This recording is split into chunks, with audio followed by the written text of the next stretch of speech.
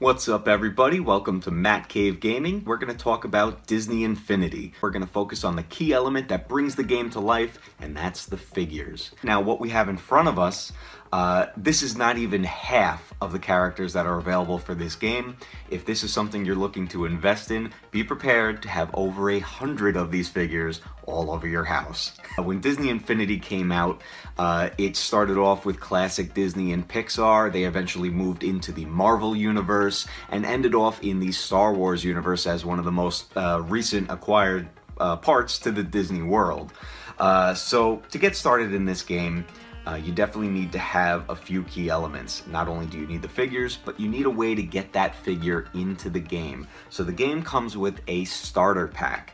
With the starter pack, you get a handful of characters and what's called the Disney Infinity base. This is the piece that you connect to your console and place the figure onto it to bring it into the game. In my household, we have the game on a couple of consoles, PS3, PS4, and the Wii U, and we can use the same base across all of those, which is fantastic. The figures themselves are not console specific at all. They are universal. You can use them on any system that this game is on. Let's start with classic Disney. One of my favorite ones was Mickey Mouse right out of Fantasia, wearing that the wizard costume there. That was definitely a great one. The idea of this game is really all about imagination. Whatever you can think of, you can pretty much do in this game. So let's just say, okay, you're running around as Mickey Mouse, but hey, you know what?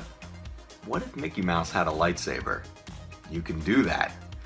You can create the game into a 3D world, you can make it a 2D side-scrolling game, and then one of the latest additions, which was called Battlegrounds for Disney Infinity 3.0, was a featured section of the game for the Marvel Universe, and it actually turned the game into a fighting game. Every character works basically the same way. You place it on the base, it joins the game. On the bottom of every character, it'll actually tell you which version the game is for, the figure is for. In this particular case, the Hulk. He's for 2.0. And can be used in the Avengers storyline. Every version has a campaign built into it. 1.0 focused on the Incredibles, Monsters University, and Pirates of the Caribbean. 2.0 focused on the Avengers, and 3.0 focused on Star Wars across multiple eras. Every part has a world that you can bring these characters into, and it would be featured with a clear looking object to put on the base as well. It's hard to tell with the video, but this is actually a representation of Stark Towers from the Avengers movies and Iron Man. When you place this onto the board, it brings you into the Avengers world, and you actually play the campaign with a story, with a start, a middle, and an end. But you don't have to play that way. You can honestly go into the toy box mode and do whatever you like, make your own creations, and make the game be whatever you want it to be. These figures themselves, they're actually very durable. My son, at this time, he's 4 years old.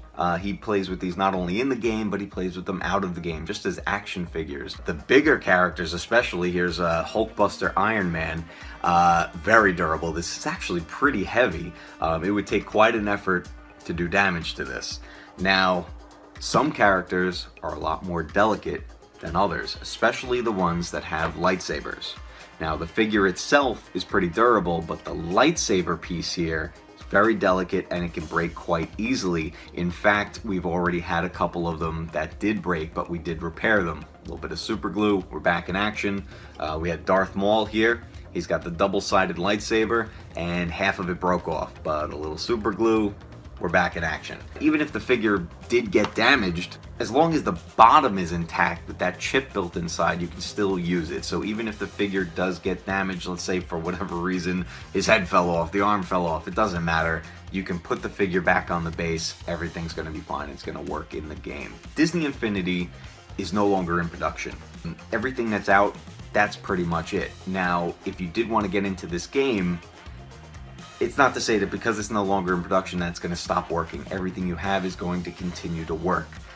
You can definitely invest in all these characters. When they were new, they averaged at about $15 to $17 a piece. Now you can find these used at a lot of different locations. A lot of the chain stores, big chain stores, are probably going to stop selling them because there's no more new ones. So pretty much what's out there is out there. Eventually, I would imagine these would start to become rare and maybe be a little harder to find and get a little more expensive. We have almost every character at this point here. There's only a few missing. We're working on getting the rest of them before it reaches any point like that. Now getting them used, I mean, I've found some as low as $5. When you decide which version you want to play with, there's 3 versions for the game itself. It could be a digital download on the console, or you can buy the disc. You start with Disney Infinity 1.0, then there's 2.0, then there's 3.0. Now each one, all the characters and everything are backwards compatible, but you can't, for example, use a 2.0 character in the story campaign of 3.0. Those are very specific. So if you're playing the Star Wars campaign, you're using Star Wars characters. If you're doing the Marvel campaign, you're using Marvel characters. And there's going to be certain ones designated to each section, but it's easy to follow along. It tells you exactly how to play. There's a good tutorial in there.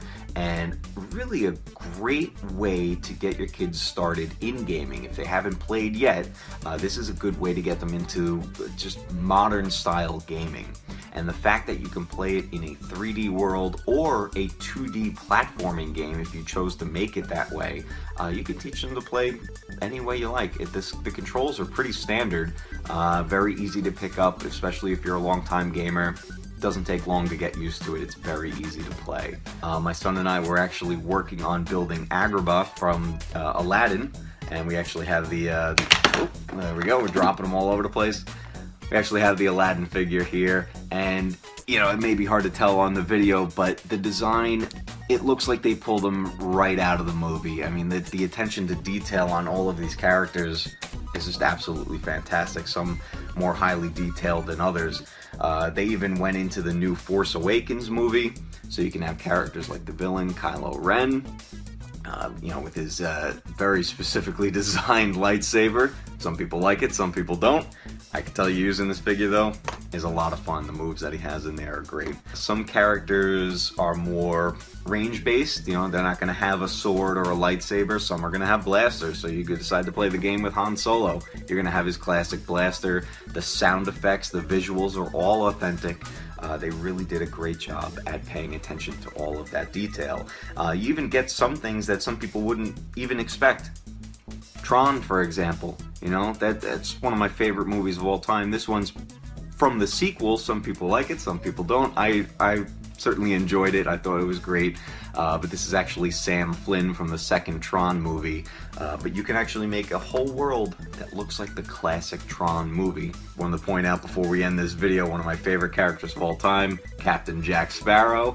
He was started off right in the beginning of the Disney Infinity series in 1.0.